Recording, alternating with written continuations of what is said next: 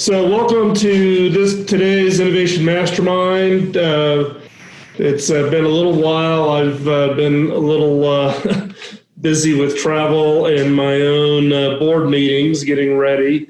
Based on feedback that Mark Vericioni shared from the last time this group got together, there was a number of questions with regards to resourcing, which will be the topic for today.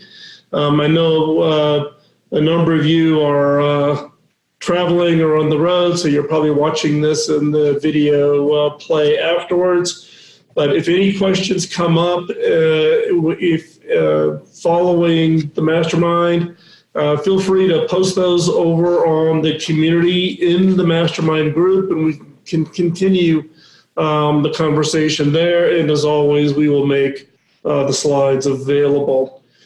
Just as you know, background on the mastermind group, I think we've all seen this from before previous sessions about the history of it. The Innovation Mastermind, we treat this as a peer-to-peer group. We're sharing advice, accountability are expected, contributions from everybody participating. We will go to kind of put off the normal session structure that we normally have and focus this primarily in answering some questions that came up in the last mastermind group. And then just as a reminder, this is everything shared in this session is confidential. So whether it's written, in person, electronic media, it is confidential and only to be shared amongst the fellow members of the mastermind group. And if you watch the video or continue on the call beyond this point, you agree to keep the information confidential. So let's talk a little bit about where we're going to get to the main content. We've been talking about the 7 laws of innovation. We're going to talk primarily around today, getting into the specific law number 3 about the law of resources. And this is addressing the challenge that all of us as innovation leaders have experienced, which is that innovation requires committed and consistent resourcing. In fact, I tease my CFO about I hate the fact that we have to go through budget cycles because budgeting is absolutely meaningless when it comes to innovation. Innovation does not know about annual budget cycles and the need to re-justify spends. In many cases, at least in my organization where I'm CEO, we'll have projects that go on for 4, 5, 6 years, and we know that up front. And we even get still stuck in the budget cycle refresh problem.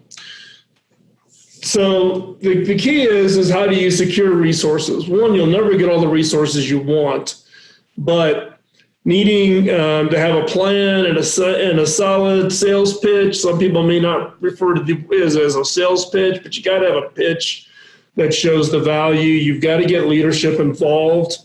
Part of this is also having management metrics to basically allow leadership to monitor and manage the overall innovation process.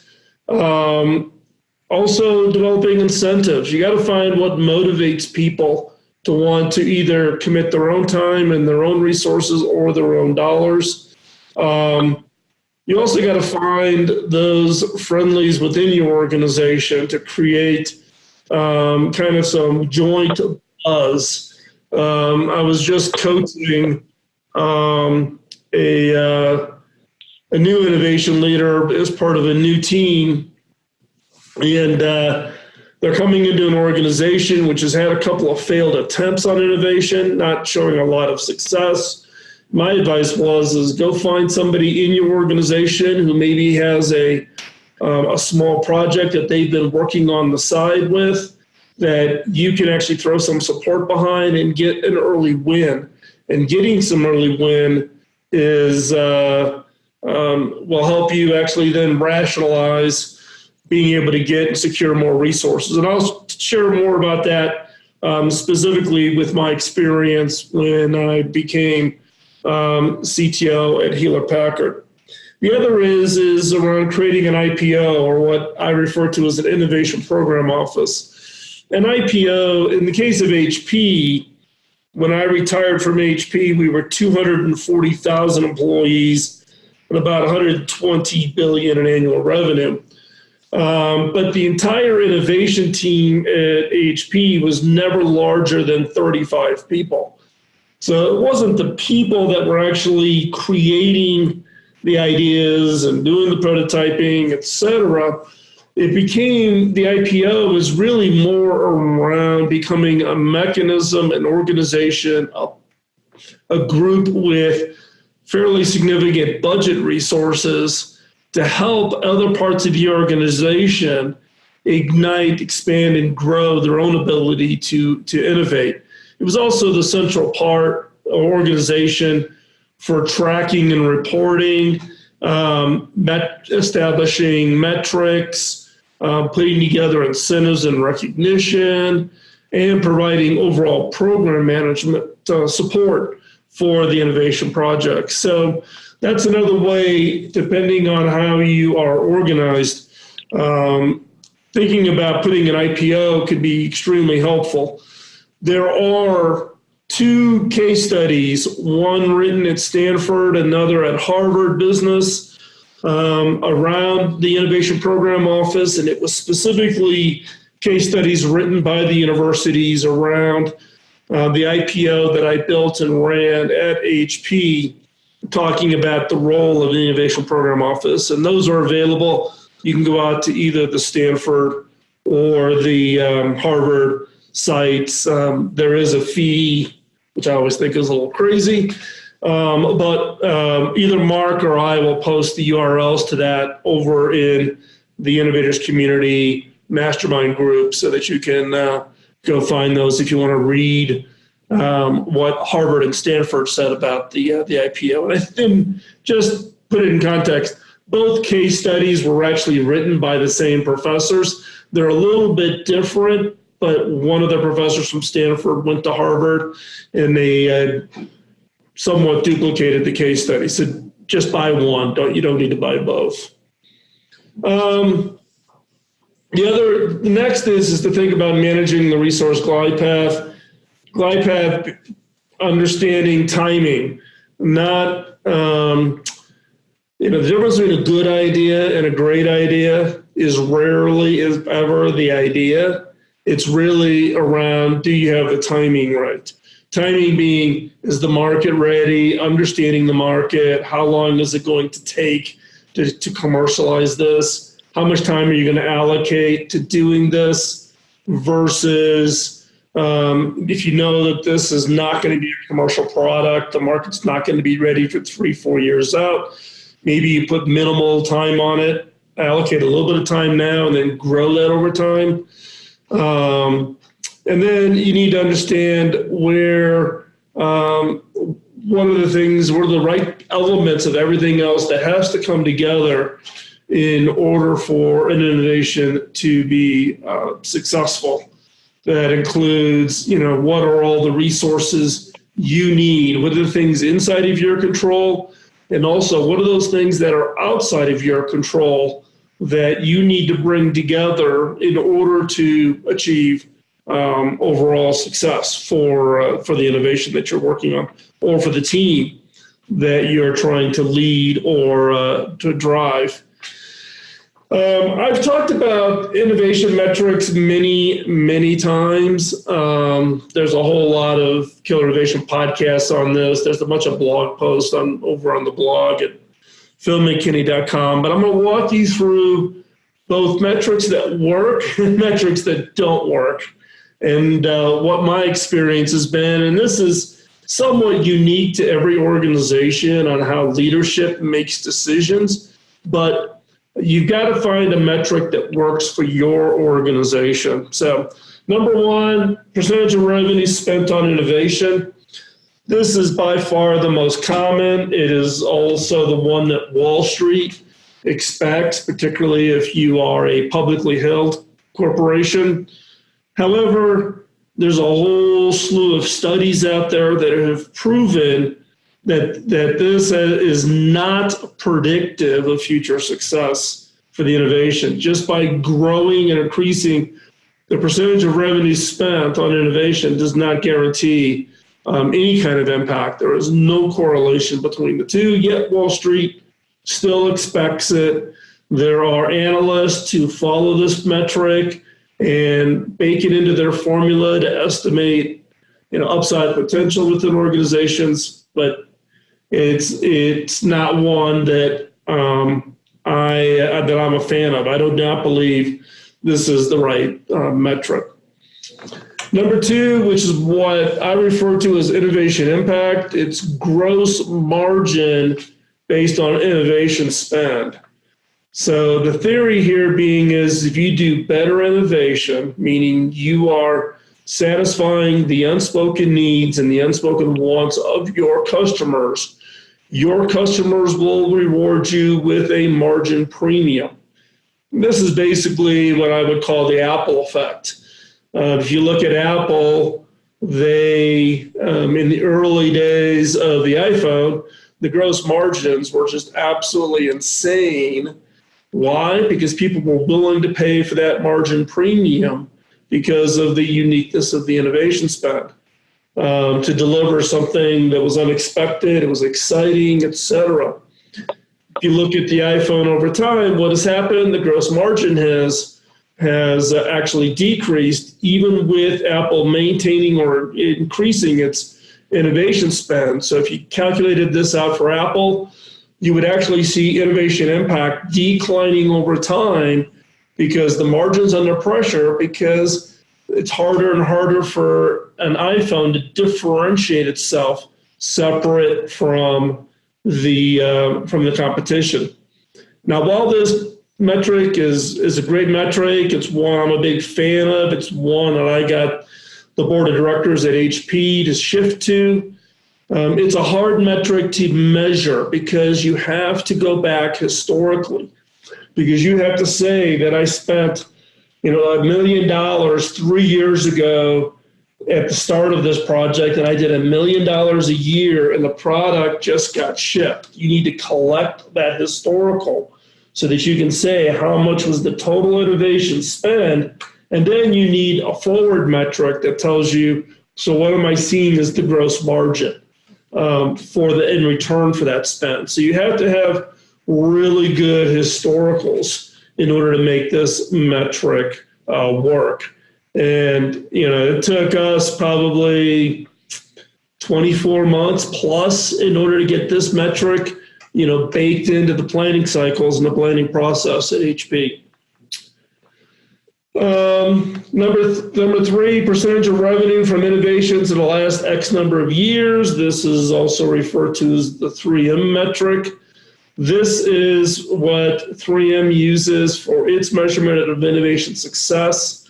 So they try to look at whether it's 25, 30, 35% of their revenue come from innovations that were new in the last number of years. So this is trying to encourage constant introduction of new products into the marketplace. So the way to read this is percentage of revenue from innovations that were new, that were introduced in the last number of years. And this isn't just take a yellow sticky Post-it note and go from yellow to blue. That doesn't count. It needs to be a fundamentally new category of product. And this, again, is part of a metric to encourage certain kinds of activities, certain kinds of actions within an organization. And again, this commonly gets referred to as the 3M metric. Number four is one that we call patent or trade secret quality. And I'm actually trying to remember the name of the company that established this metric. I wrote about it in a blog probably 10 years ago, but I can't recall. I'm trying to remember the name of it. The CHI Index, CHI Index. The CHI Index looks at patent quality. And the way the CHI Index looks at patent quality is it looks at the companies who have owned patents, and it looks at all of the prior art.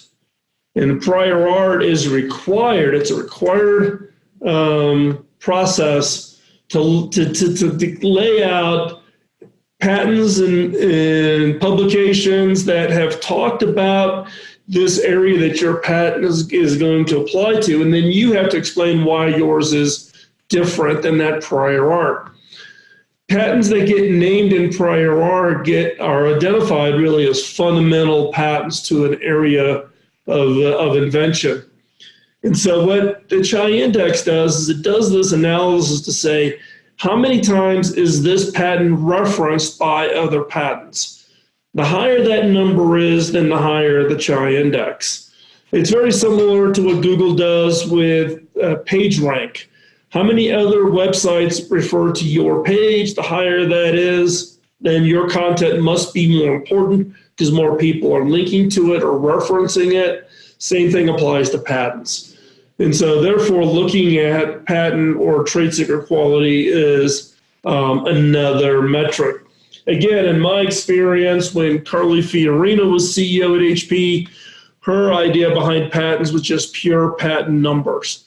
She wanted to have more patents issued to HP than IBM. And at that time, IBM was the #1 recipient of patents. So it was a pure numbers. When Carter left and Mark Hurd took over as CEO, the entire strategy shifted, and it was all about patent quality, not patent numbers. And living through that transition, I would be much more in favor of patent quality than patent numbers. Number 5, percentage of time executives spend on innovation. And this is looking at, the question I always have for like board of directors and CEOs, which is to say, if innovation is so important, is it worth the CEO's time to spend 5% of their time or 10% of their time on innovation? And here's a little caveat to that. I tell them that 5% of your time sitting in meetings with other people giving you readout on the innovation efforts doesn't count. It's how much time do you actually spend thinking about innovation, talking to customers about innovation, talking to analysts about what they're hearing and seeing. The CEO, senior executives have access to their peers in customers, within their industry, et cetera. They need to turn themselves into another source of input of innovation to their organization. And then number 6 is just straight innovation spend. And there's not really a metric, but it is tracking the fact of, is that spend consistent?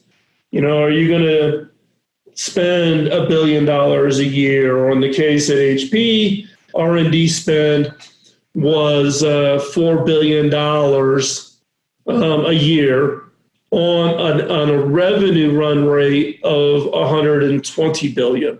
So $120 billion in revenue, $4 billion of R&D.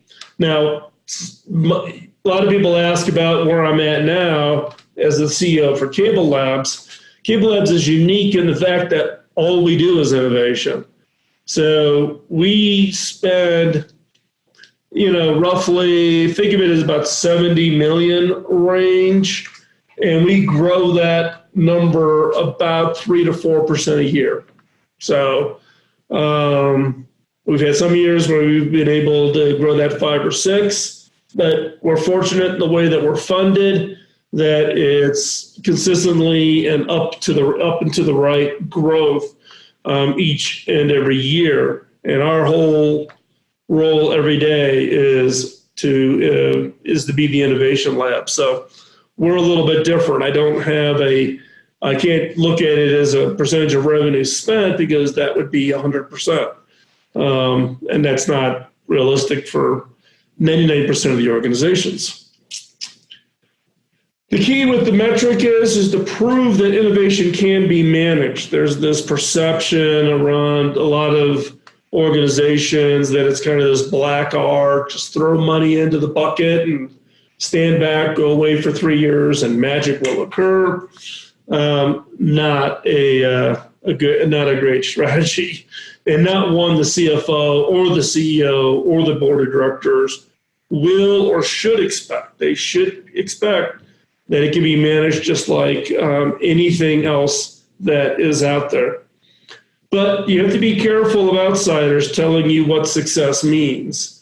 I sit in a lot of boards. I've been invited to present in a lot of board meetings, and board members think they know, but 99% of board members have never sat in an operational role where their keister's on the line to not only drive an innovation activity, but deliver innovations that have real measurable impact. So be careful of a lot of outside advice.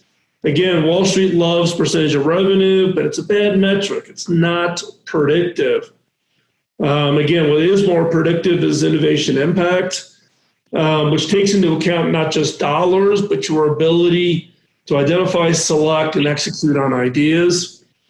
And then just as a reminder, be aware that you need to account for impact delay. And what I mean by impact delay are the dollars that you spent 3 years ago that fed into a product that you deliver today, but you really can't measure the impact, or in this case, gross margin, until some point in the future. So you could have a 4-year kind of gap between you start with an idea, you think that's a really good idea, until you can really measure it.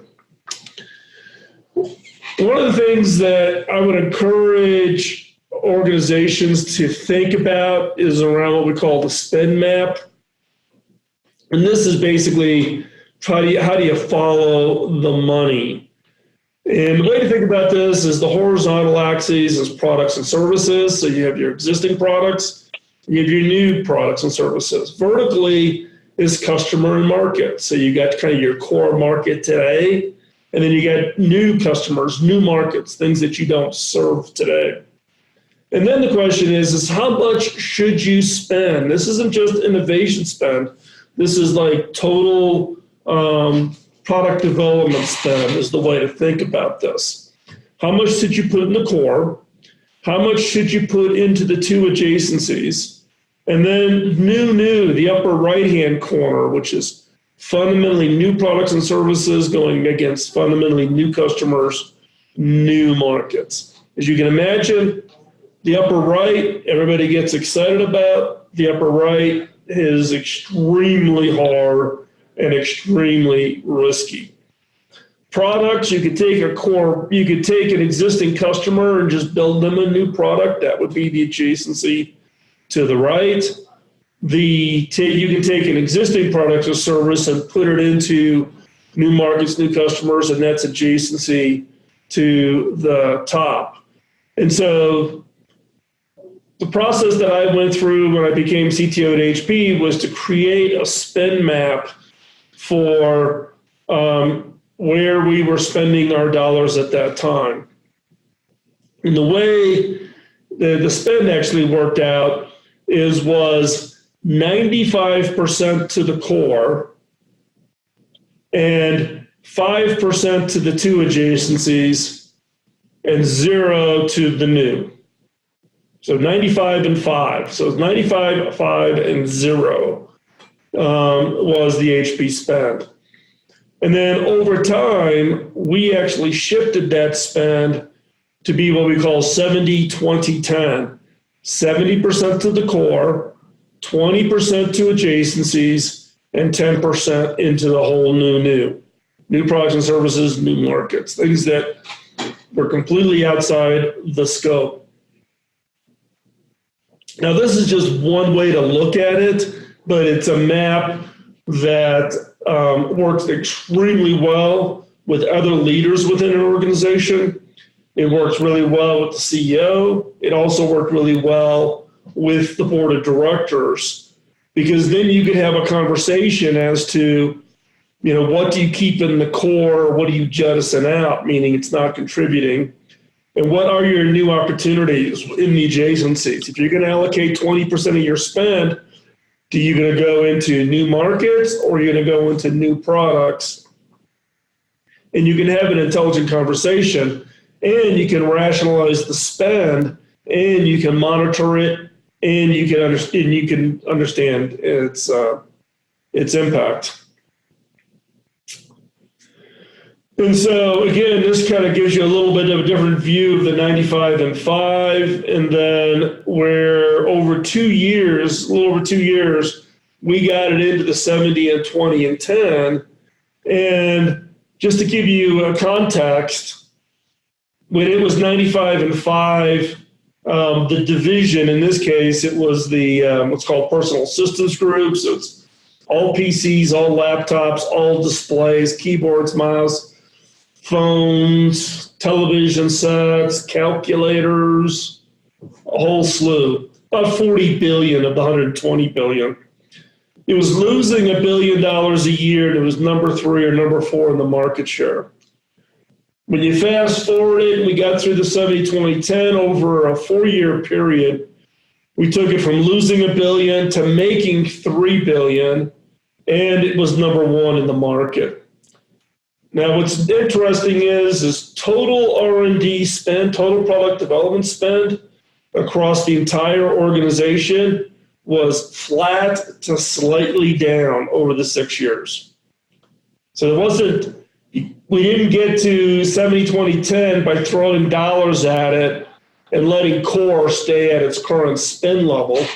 We actually got in there and said that innovation or that product makes no sense, dump it, free up those dollars, and then reallocate that money.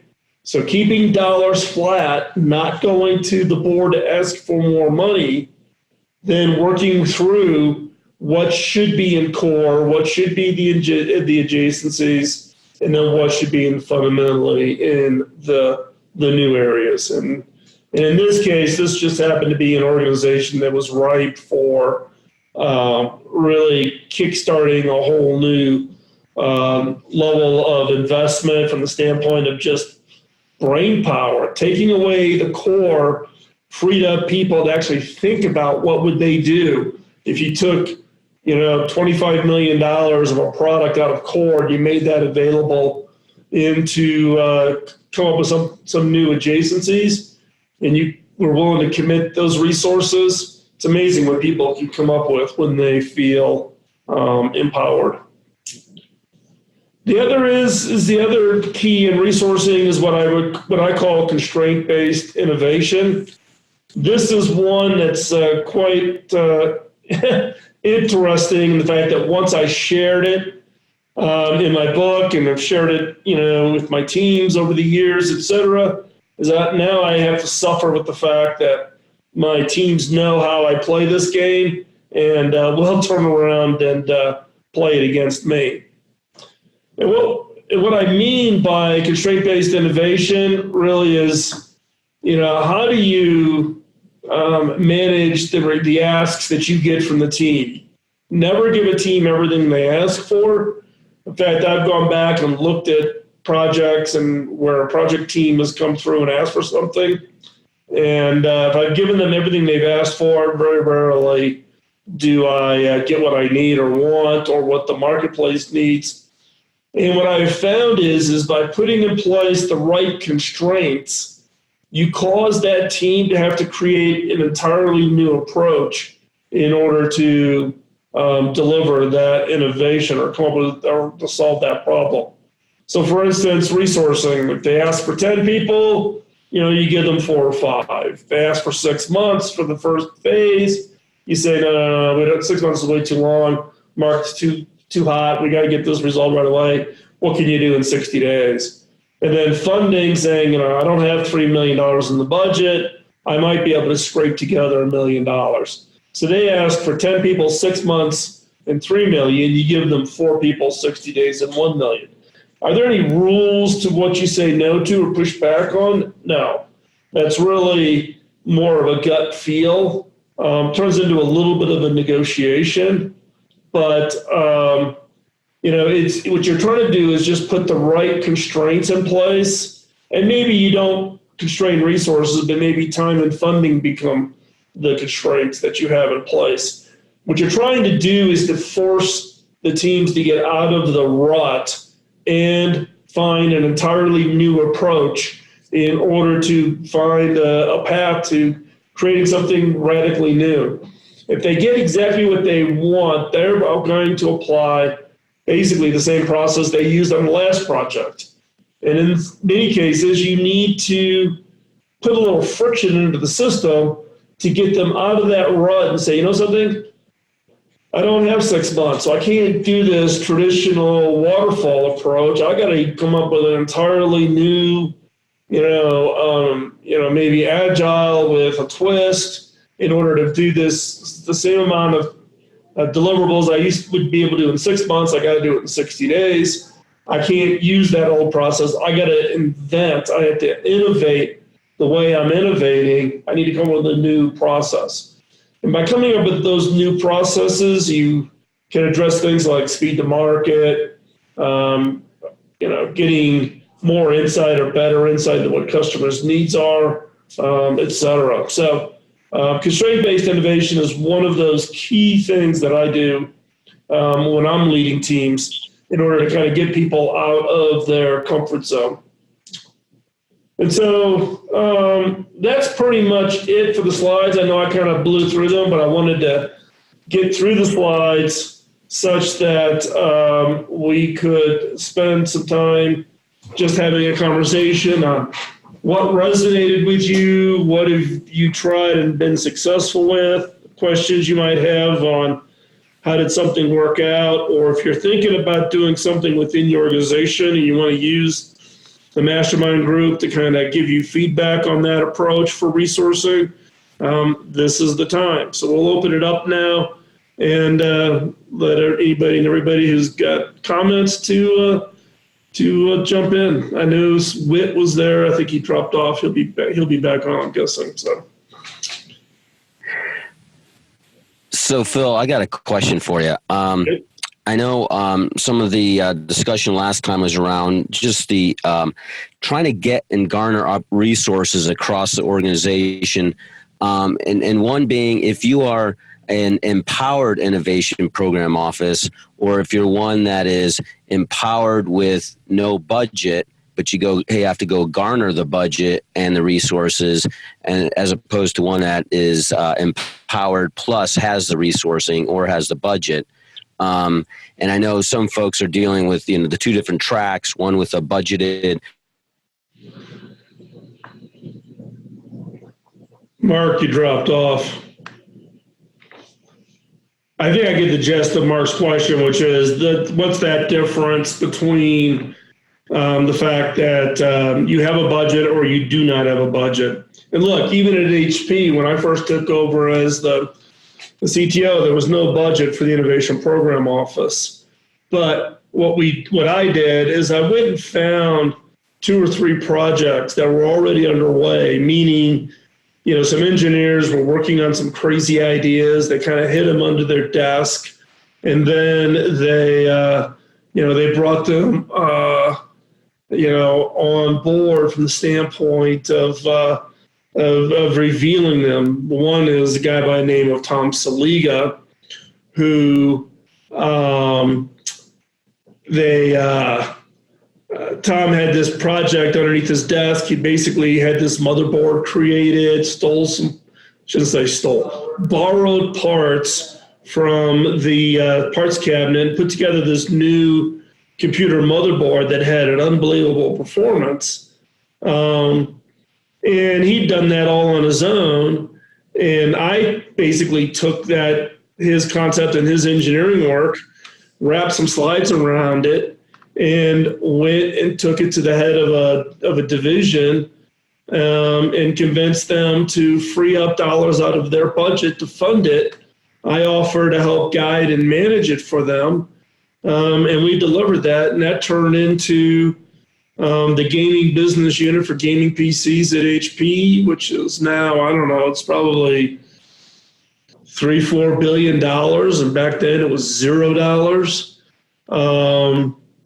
And that one project, then when we got to the next budget cycle, I was able to argue for a dedicated budget just to go find those kinds of ideas and turn them into real products. So it's rare you walk in, if you're a new leader, and you're trying to establish a new group, it is extremely rare where you're going to walk in and there's going to be a budget.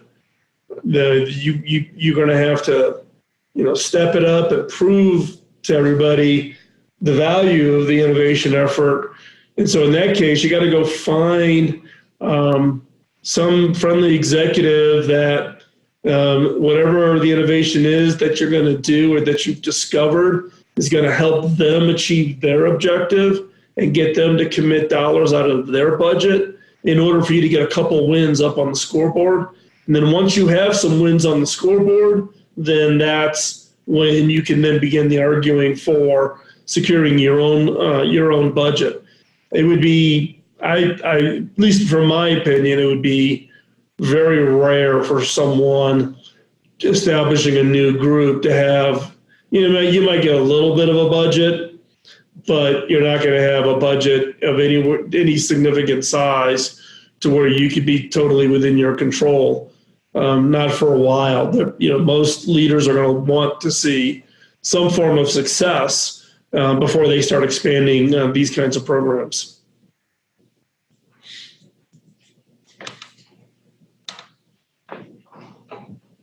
Mark, I see you're back. Yep, I'm here. So I think one of the big things, and Mark, I don't know if you have anything to comment on or any questions, but I'll let you go ahead forth. It looks like you were trying to say something.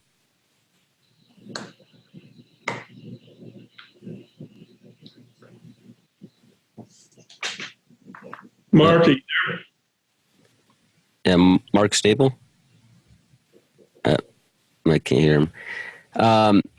But one of the things was, can you go outside of the organization and work with channel partners, with vendors, to even garner resources from there? Have you come across that? Have you done that before, where you've worked with outside resources that are connected to the company or the organization, and are able to garner resources as well from them as part of the effort? If it's I don't want to say from a teaming perspective, but in a kind of a mutual, either co-innovation, or at least because they are vendors that have been supporting in the past, are willing to invest, or just because the organization has spent a lot of money with them. But have you used outside resources to kind of garner up some of those innovation efforts and help drive them?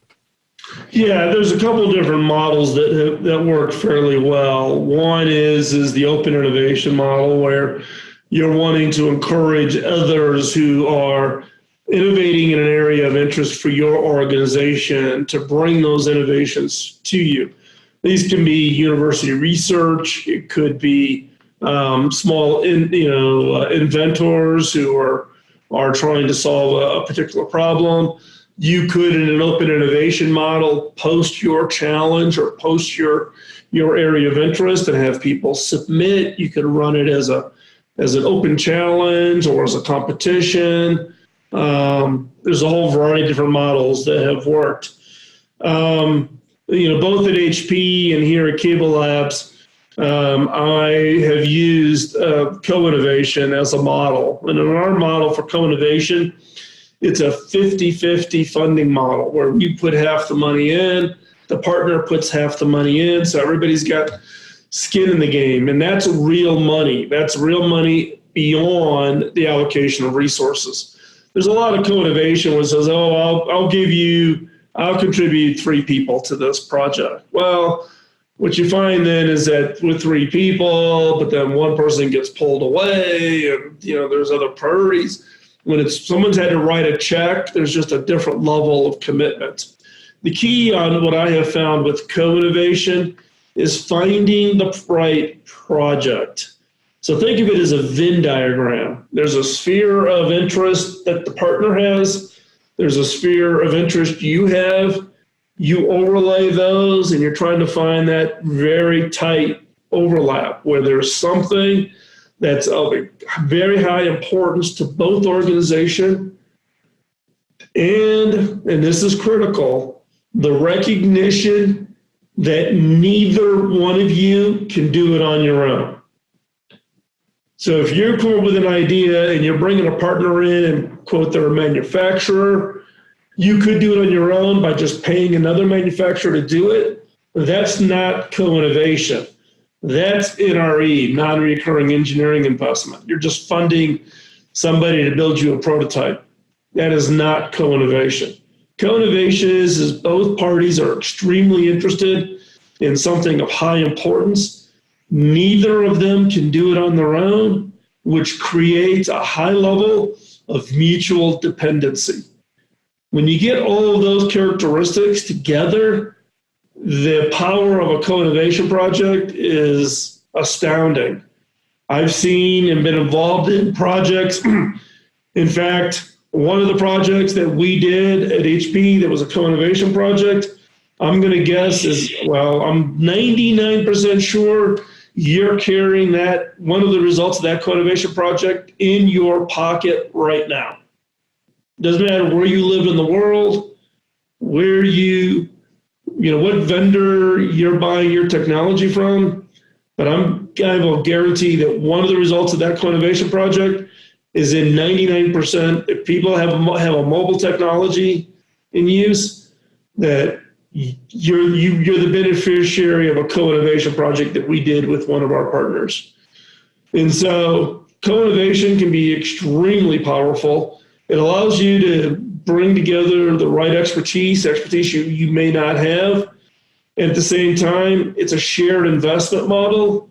And so therefore, you can conserve a very valuable resource that you may be highly constrained on, but have something that has an impact that is just disproportionate to whatever you would normally be investing in any form of innovation.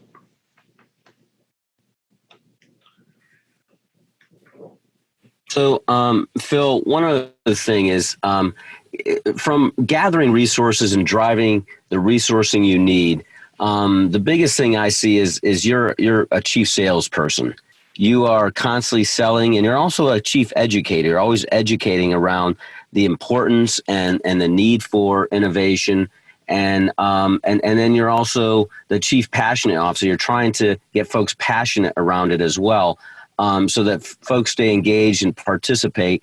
And as you continue to go through that selling, identifying the right resources from a people standpoint. And you may get some folks that are very passionate, excited about it, but they may not be the right resources to really help drive the innovation from a capabilities or a competency standpoint. How do you go about finding some of those right resources to drive an innovation effort, from working with HR to outside resources to knowing people internally, the relationships across organizations, and any insights on, really identifying the right resources?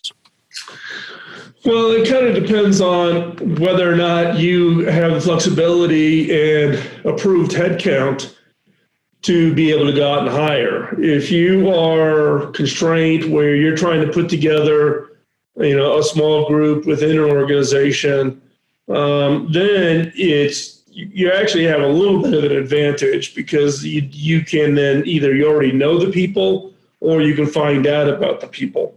The key when trying to assemble a team, whether that's a team that's 100% dedicated to innovation or you're creating a virtual team where you're, stealing, borrowing people from across the organization. The key within any innovation team is getting the right mix of backgrounds, expertise, experiences. We talk about a high level of diversity within innovation teams. And we're talking about diversity far beyond the traditional HR definition of, gender and age and ethnicity, et cetera, but really talking about also thinking styles and also about experiences. Did someone, grow up and live in their hometown their entire life, or was somebody else a military brat and they traveled around the world because their parents were being stationed at military bases all over the world? Whatever those experiences are, we bring those experiences to the innovation efforts, and having that diverse set of experiences of not having everybody had grown up in the U.S. and maybe not having everybody that went to college, and younger and older, and mix of gender and ethnicities, and because all of that plays into, and what you want in your innovation team is for everybody to bring that in their full self, all of those experiences with it. The best example I use is my wife. My wife, father was a steel worker. Both of her grandfathers were steel worker in Northwest Indiana, Gary, Indiana, Hammond, Indiana, East Chicago. Not places you want to go live. But over growing up as a kid, it wasn't uncommon for her, dad to be out of work from the steel mills, right? And, working as a short order cook at an IHOP restaurant, just trying to put food on the table for 6 kids, having had the house repossessed, finding all of your possessions in a plastic bag, and you're moving in with grandma and grandpa because the bank took the house back. All those experiences played into my wife's perspective, to the point when I was at HP, I created what is called the Michelle test. Michelle being the name of my wife. And the Michelle test is any consumer product that was going to be put on the shelf, they had to give me the product in the box, in the packaging. I would bring it home, I would set it on the kitchen counter, and I would say nothing.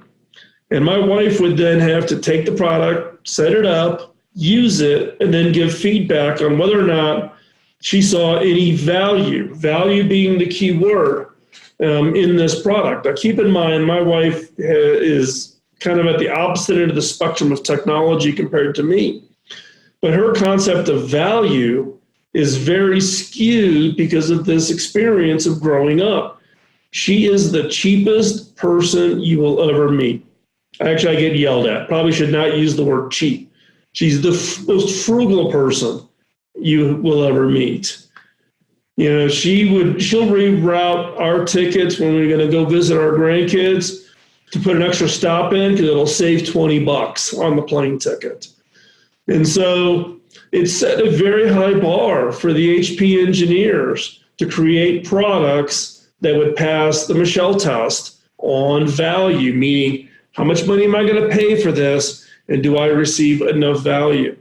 But you need all of those perspectives as part of an innovation team so that you avoid the blind spots. So picking the team, that will be the most critical action an innovation leader will take that will determine whether or not you are successful.